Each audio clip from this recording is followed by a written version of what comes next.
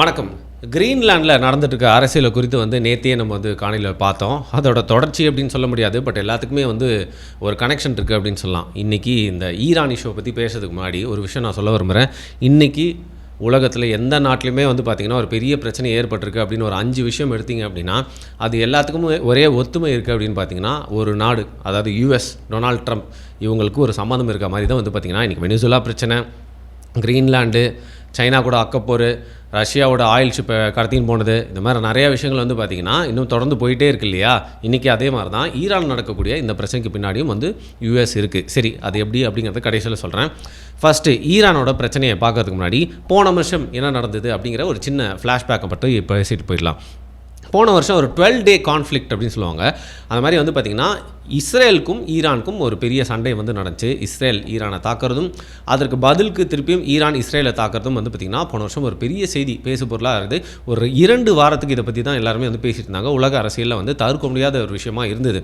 எல்லாருமே எப்படியாவது இந்த 2 நாடுகளும் சண்டையை நிறுத்திட்டு அமைதிக்கு போகணும் அப்படின்ற பல முயற்சிகள் எடுத்தோம். இவங்களே ஓஞ்சி போய் தான் நின்னாங்க அப்படின்னு சொல்லலாம்.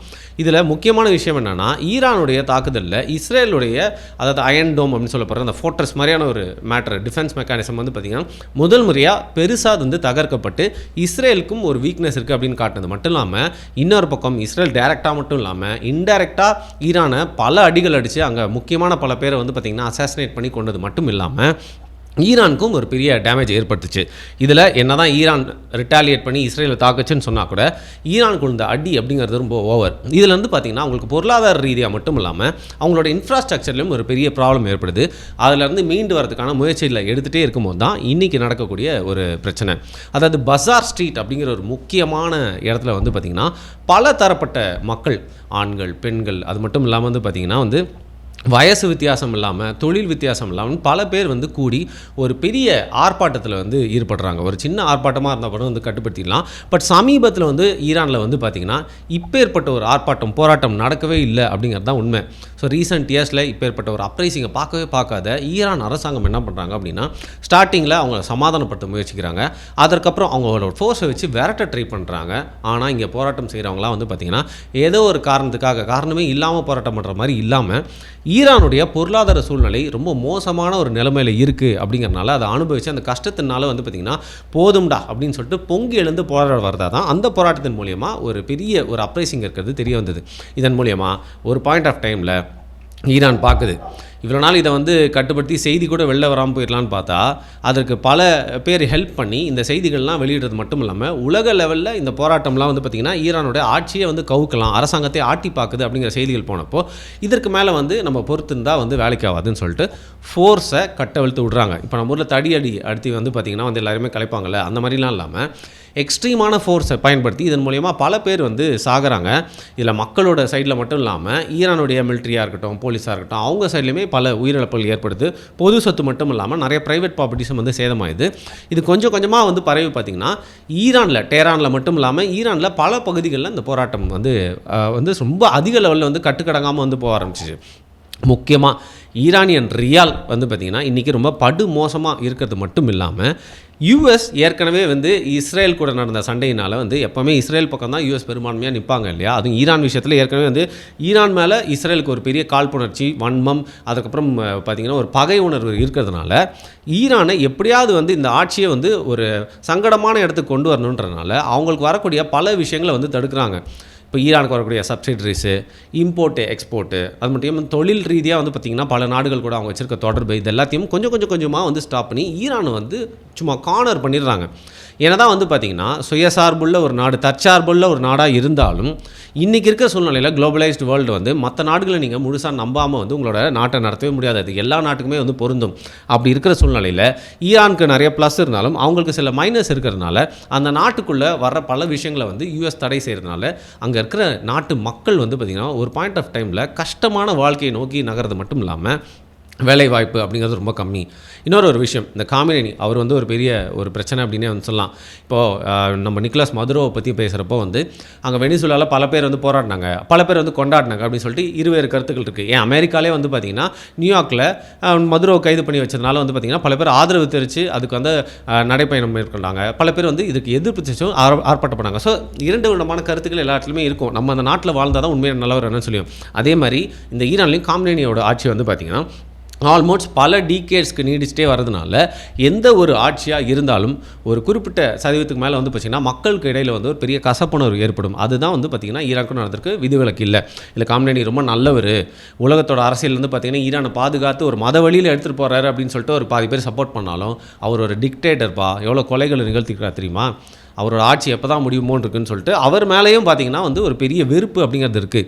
இதை பயன்படுத்திக்கிட்டு பேரலரியும் வந்து பார்த்திங்கன்னா பொருளாதார ரீதியாக வந்து ஈரானில் ஒரு கஷ்டமான சூழ்நிலை ஏற்படுது அப்படிங்கிறத தெரிஞ்சுக்கிட்டு யூஎஸ் கொஞ்சம் கொஞ்சமாக என்ன பண்ணுறாங்க, அங்கே இருக்கிற கலவரத்தை வந்து ஃபண்ட் பண்ணுறதா, அதாவது இன்டெரக்டாக ஃபண்ட் பண்ணுறது மட்டும் இல்லாமல் அதை ஏற்றி விடுறதுக்காக இன்டர்னலி என்னென்ன வேலைகள்லாம் பண்ணுமோ அதை பண்ணிட்டுருக்கிறதா சொல்லப்படுது. இப்போ காமினேனி மேலேயே வந்து பார்த்திங்கன்னா பல பேர் ஆதரவாக இருந்தாலும் அவருக்கு எதிர்ப்பாளர்களாக வந்து பார்த்திங்கன்னா உள்ளுக்குள்ளே வந்து முணுமுணுத்துக்கிட்டு இருக்காங்க இல்லையா, அவங்களெலாம் ஐடென்டிஃபை பண்ணி இப்போ வெனிசுலா மதுரோவை தூக்குனதும் அப்படி தான், அவங்கள என்ன தான் ரவுண்ட் அப் பண்ணி சூப்பராக வந்து பார்த்திங்கன்னா வந்து மிலிட்ரியெல்லாம் இறக்கி தூக்குனாங்க அப்படின்னு சொன்னால் கூடவே இருந்த சில துரோகிகளோட இன்ஃபர்மேஷன் மூலியமாக தான் யூஎஸ்ஆல் அதை பக்காவாக கச்சிதமாக செய்ய முடியுது. அதே மாதிரி ஈரான்லேயும் பல பேர் உள்ளுக்குள்ளேயே வந்து பார்த்திங்கன்னா வந்து கருப்பு ஆடுகளாக வச்சு அந்த கலவரத்தை தூண்டி விடுறது மட்டும் இல்லாமல் அதை தொடர்ந்து ஃபண்ட் பண்ணி ரொம்ப வந்து ஃபியூல்டாகவே வச்சுக்கணும் அப்படிங்கிற யூஎஸோட வேலை அப்படின்னு சொல்லப்படுற இந்த செய்திகளை ஈரான் மக்களில் பாதி பேர் நம்பினாலும் இன்னும் பல பேர் வந்து பார்த்திங்கன்னா ஏங்க எவனால் தான் இந்த ஆட்சியை நாங்கள் பொறுத்துக்கிட்டே இருக்கிறது, இதுக்கு மேலே பொறுத்தது போதும் அப்படின்னு சொல்லிட்டு அங்கே இந்த பொங்கி எழுதல் அப்படிங்கிறத அரசாங்கத்தை கட்டுப்படுத்த முடியாத ஒரு நிலைக்கு போயிடுச்சு. இன்றைக்கி இருக்க சூழ்நிலையில் வந்து பார்த்திங்கன்னா அங்கே இருக்கிற பல தலைவர்கள் பதவியில் இருக்கவங்க எல்லாருமே வந்து அந்த பதவியில் வந்து விலகிட்டு எங்கடா நேபாளில் பல நாடுகள் நடந்த மாதிரி நடந்துருமோ அப்படின்னு சொல்லிட்டு விலகி போய் ஓடுறது மட்டும் இல்லாமல் இன்னும் பல பேர் வந்து நாட்டுக்கு விட்டு இன்னொரு நாட்டுக்கு தப்பிச்சு போகலாம் அப்படின்னே வந்து பார்த்துட்ருக்காங்க. இதில் குறிப்பாக வந்து இஸ்ரேல் ரொம்ப சந்தோஷமாக இருக்காங்க, எங்கள் மேலே தாக்குதல் நடத்துறீங்க பார்த்தல யூஎஸோட உதவியோட என்னென்ன மேட்டர்லாம் பண்ணிகிட்ருக்கேன் அப்படின்னு சொல்லிட்டு. இதில் குறிப்பாக ஈரான் மேலே வைக்கக்கூடிய ஒரு பெரிய குற்றச்சாட்டாக வந்து இஸ்ரேல் மட்டும் இல்லாமல் யூஎஸ் சொல்கிறது, அவங்க வந்து பார்த்திங்கன்னா நியூக்ளியர் வெப்பன்ஸ் வந்து டெவலப் பண்ணிருக்காங்க அப்படின்னு சொல்லிட்டு. பட் ஈரானோட தரப்புலேருந்து நாங்கள் நியூக்ளியர் வெப்பன்ஸ்லாம் வந்து டெவலப் பண்ணல ஓப்பனாக சொன்னாலும் எங்களுக்கும் நியூக்ளியர் வெப்பன்ஸை டெவலப் பண்ணி நியூக்ளியர் மூலியமாக எனர்ஜிஸை நாங்கள் வந்து செறிவூட்டணும், அதற்கான பெர்மிஷன் எங்களுக்கு வேணும், யாருமே எங்களுக்கு வந்து பார்த்திங்கன்னா எதிர்ப்பு தெரிவிக்கக்கூடாதுன்னு சொல்லிட்டு ஒரு பக்கம் வந்து லாபி பண்ணிருக்காங்க. ஸோ ஏதோ ஒரு வகையில் வந்து பார்த்திங்கன்னா ஈரானில் ஏதோ ஒரு பெரிய ஆராய்ச்சி நடக்கிறது நம்மளுக்கு தெரிஞ்சாலும் அங்கே இருக்கிற ஆட்சி மேலே இருக்கிற சில பேரோட அதிருப்தியை பயன்படுத்தி அங்கே வந்து பார்த்திங்கன்னா ஒரு ஸ்திரத்தன்மை அப்படிங்கிறத குறைச்சி அந்த நாட்டில் ஒரு பெரிய பிரச்சனையை ஏற்படுத்துறதுக்கு யூஎஸ் வந்து ரொம்ப நாளாக பிளான் பண்ணி இப்போ எக்ஸிக்யூட் பண்ணிட்டாங்க அப்படிங்கிறது தான் இந்த வேர்ல்டு பாலிடிக்ஸில் நம்மளால் வந்து பார்க்க முடியும்.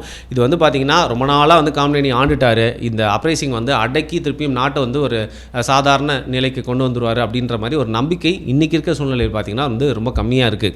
ஏன்னா உலகத்தில் இருக்க பல நாடுகளில் வந்து இந்த மாதிரி அண்டர்ஸ்ட்டை ஏற்படுத்தி யூஎஸ் வந்து பார்த்திங்கன்னா அவங்க அதில் குளிர்காயத்தை மட்டும் இல்லாமல் அந்த நாட்டில் இருக்கக்கூடிய இயற்கை வளங்கள், உதாரணத்துக்கு ஈரான் வந்து பார்த்திங்கன்னா நம்மளுக்கே தெரியும் ஆயில் ரிச்சான ஒரு நாடு அப்படிங்கிறனால ஆயில்னாலே நம்ம யூஎஸ்க்கு ரொம்ப கண்ணு வேர்த்துரும் இல்லையா.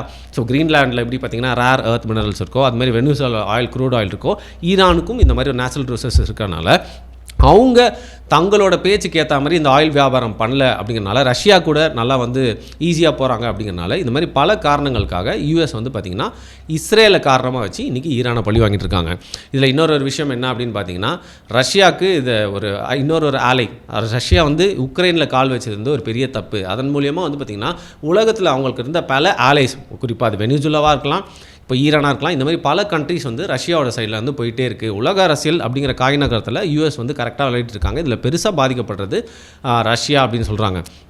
இன்னொரு பக்கம் இது இந்தியாவுக்கு எந்த மாதிரி ஒரு பாதிப்பாக இருக்குமா அப்படின்னு கேட்டிங்கன்னா இன்றைக்கி இந்தியாவை பொறுத்த வரைக்கும் எங்கே எந்த பிரச்சனை நடந்தாலும் வேறு மாதிரி தகவமைத்துக்கிட்டு அவங்களோட தேவை, அதாவது நம்மளோட தேவையை வந்து பார்த்திங்கன்னா மாற்றிக்கிட்டு போயிட்டே இருக்கிறது தான் நம்மளோட ஒரு டெக்னாலஜியாக ஒரு ரூட்டாக இருக்குது. அந்த வகையில் இன்றைக்கி ஈரான் கூட நம்ம ஒரு பெரிய தொடர்பு இருக்குது, நட்புறவு இருக்குது, அவங்க கிட்டேருந்து நம்ம ஆயில் வந்து ரொம்ப நாளாக வாங்கிட்டு இருந்தோம் அப்படிங்கிறதையும் தாண்டி இன்றைக்கி ரஷ்யா கிட்டேருந்தே கம்மி விலைக்கு நம்மளுக்கு ஆயில் வாங்குறதுக்கான பேக்டை சைன் பண்ணிட்டதுனால அங்கே இல்லைனா இங்கே அப்படின்னு சொல்லிட்டு நம்மளுக்கு பெரிய பாதிப்பு ஏற்படாமல் நம்ம வந்து போயிடுவோம். பட் அந்த பிராந்தியத்தில் குறிப்பாக வந்து பார்த்திங்கன்னா மிடில் ஈஸ்ட்டாக மட்டும் இல்லாமல் இன்றைக்கி சவுத் அமெரிக்கா மட்டும் இல்லாமல் கிரீன்லாண்ட் போன்ற பகுதிகளில் முழுக்க ஒரு ஸ்திரத்தன்மை இல்லாமல் ஒரு மாதிரியான பதட்டமான சூழ்நிலையை ஏற்படுத்தி அதன் மூலியமாக வந்து ஒரு பெரிய உலக அரசியல் மாற்றத்தை ஏற்படுத்துறதுக்கான ஒரு காய்நகத்தில் ட்ரம்ப் பண்ண ஆரம்பிச்சிட்டாரு. அதை வந்து பார்த்திங்கன்னா அது ஒரு பெரிய கேமு ஆரம்பிச்சிட்டாங்க. பட் எங்கே போய் முடிய போகுதுன்னு தெரியல. இதில் முக்கியமாக இன்னொரு விஷயமா நான் சொல்லணும். வெனிசுலாலேருந்து பார்த்திங்கன்னா ஒரு பெரும்பகுதி ஒரு ஷிப்பு வந்து பார்த்திங்கன்னா ஆயில்களை ஏற்றிட்டு வந்து போயிட்டுருக்கு. இது வந்து ரஷ்யன் ஷிப்பு.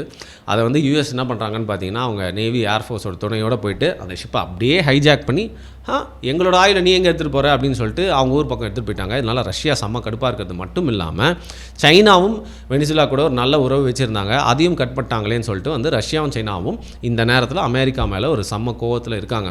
இதன் மூலியமாக உடனே வேர்ல்டு வார் வெடிச்சிருமா அப்படின்னு கேட்டிங்கன்னா, நம்ம சினிமாவில் பார்க்குற மாதிரி உடனே எல்லாமே எஸ்கலேட் ஆகி வந்து பார்த்திங்கன்னா அந்த லெவலுக்கு போகிறதுக்கான வாய்ப்பு இல்லை. ஏன்னா இந்த நேரத்தில் ரொம்ப பொலிட்டிக்கலாக டிப்ளமேட்டிக்கலாக தான் வந்து பார்த்திங்கன்னா சைனாவும் ரஷ்யாவும் இதை அணுகுறாங்க. ஏன்னா என்னதான் இது அவங்களுக்கு எதிராக எடுக்கப்பட்ட ஒரு பெரிய ஒரு நடவடிக்கையாக இருந்தாலும் கான்டினென்ட் படி வந்து பார்த்திங்கன்னா எங்கேயோ ஒரு இடத்துல தான் ரஷ்யாவும் சைனாவும் இருக்குது. இதுதான் வந்து பார்த்திங்கன்னா யூஎஸ் டிஃபென்ஸ் செக்ரட்டரியே வந்து சொல்கிறாரு, எங்களுக்கும் வெனிசுலாவுக்கும் இருக்க பிரச்சனை, எங்களுக்கும் வெனிசுலாவுக்கும் இருக்க நட்பு இல்லை உறவு இல்லை எங்களுக்குள்ள குடுக்கல் வாங்கல் அப்படிங்கிறது இந்த பிராந்தியத்துக்கு மட்டுமே புரிஞ்ச விஷயம். நீங்கள் வெளில இருந்து வந்து இதை வந்து சரி செஞ்சிடலாம், தலையிடலாம், இதன் மூலிமா ஒரு அரசியல் செய்யலாம் அப்படின்னு சொல்லிட்டு ரஷ்யாவோ சைனாவோ எந்த கண்ட்ரி நினச்சாலும் அதை வந்து பண்ண முடியாதுன்னு சொல்லியிருக்காங்க. இன்னொரு பக்கம் வந்து பார்த்திங்கன்னா டென்மார்க், இன்றைக்கி கிரீன்லாண்டை ஓன் பண்ணுற டென்மார்க் என்ன சொல்லியிருக்காங்கன்னா, அமெரிக்காவிலேருந்து இங்கே வந்து கால் உடனே வச்சாலே திருப்பி தாக்குதல் நடத்துங்க அப்படின்னு சொல்லியிருக்காங்க. ஏன்னு பார்த்தீங்கன்னா யூஎஸ் சைட்லேருந்து $1 million கிரீன்லாண்டில் வாழக்கூடிய மக்களுக்கு ஒவ்வொருத்தருக்கும் ஒரு ஃபேமிலிக்கும் வந்து கொடுத்து வந்து பார்த்திங்கன்னா அவங்களுக்கு நஷ்டஈடு மாதிரி அவங்களை விலைக்கு வாங்குறதுக்கான யூஎஸ் தயாராக இருக்குது. $1 million ஒருத்தங்களுக்கு US வருது அப்படிங்கிற பட்சத்தில் கிரீன்லாண்டு போன்ற ஒரு பெரிய வாய்ப்பில்லாத வேலைக்கான வாய்ப்பில்லாத ஒரு நபராக இருந்தால் அந்த ஆசையில் வந்து பார்த்திங்கன்னா போய் விழுந்துருவாங்க. ப்ளஸ் டென்மார்க் கவர்மெண்ட் மேலே ஒரு பெரிய அதிருப்தி இருக்கிறதுனால யூஎஸ் வந்து இது ஈஸியாக சாத்தியப்படுத்துறதுக்கான எல்லா வாய்ப்புகளும் இருக்குது. நான் நேத்தியே பேசும்போது சொல்லியிருந்தேன், லூசியானா மட்டும் இல்லாமல் அலாஸ்காவையும் இவங்க வந்து காசு கொடுத்து வாங்கியிருக்காங்க. இதேமாதிரி பல ஐலாண்ட்ஸையும் இதுக்கு முன்னாடி காசு கொடுத்து வாங்கியிருக்காங்க. அதனால் கிரீன்லாண்டை இந்த மாதிரி வாங்கினா ஆச்சரியப்படுறதுக்கே இல்லை. மொத்தத்தில் யூஎஸோட ஆட்டம் வந்து பார்த்திங்கன்னா பெரிய லெவலில் ஆடிட்டுருக்காங்க அவங்களோட கேமை. இந்த கொட்டத்தை அடக்கிறதுக்கு யார் வரப்போகிறாங்க அப்படின்னு தான் தெரியல. ஏன்னா இன்றைக்கி என்ன தான் வந்து யூஎஸ் டிக்ளைனில் இருக்குது, சைனா அடுத்த சூப்பர் பவராக வளர்ந்து நின்றுச்சு அப்படின்னு சொன்னாலும் கசப்பான உண்மை என்னென்னா இன்னும் யூஎஸ் தான் வந்து பார்த்திங்கன்னா உலகத்தில் ஒரு சூப்பர் பவர், அதாவது நம்பர் 1 சூப்பர் பவராக இருந்து தங்களுடைய அரசியல் கேமை ஆடி தாங்கள் தான் ஒரு பிக் பிரதர் அப்படிங்கிறத காட்டிகிட்ருக்காங்க. என்னென்ன நடக்க போகுது அப்படிங்கிறத நம்ம பொறுத்திருந்து பார்க்கலாம். ஃபர்தர் டெவலப்மெண்ட்ஸ் இருக்கிறப்போ வந்து பார்த்திங்கன்னா தொடர்ந்து இதை பற்றின அப்டேட்ஸ் நம்மளுக்கு கொடுக்கணுன்ற தேவை இருந்துச்சுன்னா நான் அடுத்த காணொலிகளில் இதை பற்றி நான் உங்களுக்கு பேசுகிறேன். உங்களுக்கு இதை பற்றி வேறு தகவல் தெரிஞ்சு அப்படின்னா கீழே கமெண்ட் பண்ணுங்கள். நான் சொல்கிற தகவலை பற்றி உங்களோட கருத்து என்ன அப்படிங்கிறதையும் கீழே கமெண்ட் பண்ணுங்கள். மிக்க நன்றி.